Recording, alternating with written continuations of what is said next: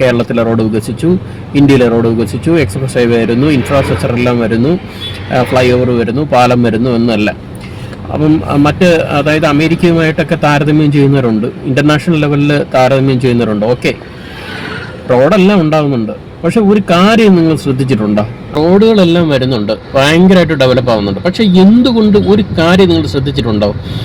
അതായത് വളരെ അപകടകരമായ രീതിയിൽ റോഡിൽ കുഴികൾ, അതായത് കയറ്റങ്ങൾ, മാൻഹോള് വച്ചേക്കുന്നത് അപകടകരമായ രീതിയിൽ, അതായത് ഓടി സ്പീഡിന് വരുമ്പോഴത്തേക്ക് റോഡിലെല്ലാം കാണുന്നുണ്ട്. അപ്പം ഇത് നിസ്സാരമായിട്ടുള്ള, അതായത് ഇത്രയും റോഡ് പണിയുന്ന സർക്കാരുകൾക്ക് തീർച്ചയായിട്ടും ഈ റോഡിൽ കാണുന്ന കുഴിയും കുണ്ടും അതുപോലെ തന്നെ ഇറക്കവും കയറ്റവും, അതായത് അനാവശ്യമായിട്ട് വരുന്ന മാൻഹോള് വച്ചിട്ട് നല്ല രീതിയിൽ സിമെൻറ്റ് ചെയ്ത് പൊക്കത്തിന് വയ്ക്കും.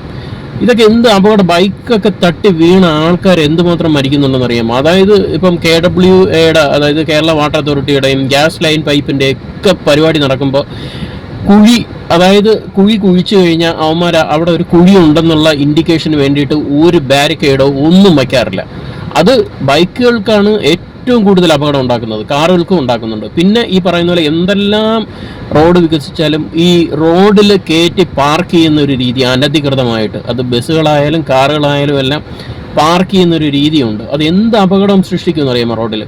അത് മാത്രമല്ല, റോഡ് സൈഡിൽ കാണപ്പെടുന്ന മരക്കമ്പി, കമ്പി, മരം, കുറ്റി, കല്ല്, അതുപോലെ തന്നെ ഒരു റോഡ് വളയുന്നതിൻ്റെ ഭാഗത്തെടുത്ത് 3-4 കല്ലങ്ങിട്ടേക്കും, സ്ലാബ് ഇളക്കിയിട്ടേക്കും. അതുപോലെ ആണികൾ കാണും, ഒരുപാട് കുറ്റികൾ കാണും, അങ്ങനെ അപകടകരമായ രീതിയിലുള്ള അതായത് സർവേ കുറ്റികൾ കാണും. എന്ത് അപകടമാണെന്നറിയാമോ? നിങ്ങളൊരു കാര്യം ശ്രദ്ധിക്കണം, ഇൻ്റർനാഷണൽ ലെവലിൽ ചിന്തിക്കുമ്പോൾ ഈ ഇൻ്റർനാഷണൽ രാജ്യങ്ങളിലൊക്കെ റോഡ് സൈഡിൽ എന്ത് ക്ലിയർ ആണ് എന്ന് നമ്മൾ നോക്കണം. പക്ഷെ നമ്മൾ സപ്പോസ് നമ്മൾ ഇവിടെ റോഡിൽ പോകുമ്പോഴത്തേക്ക് റോഡ് സൈഡിൽ കാണുന്ന കാര്യങ്ങൾ കാണണം. ചിലപ്പോൾ വലിയ കല്ലെടുത്തിട്ടേക്കും, അല്ലെങ്കിൽ എന്തെങ്കിലും സർവേ കുറ്റി കാണും, അല്ലെങ്കിൽ പൈപ്പിൻ്റെ കുറ്റി കാണും. അങ്ങനെ എന്തൊക്കെ അപകടകരമായ രീതിയിലാണെന്ന് അറിയാമോ?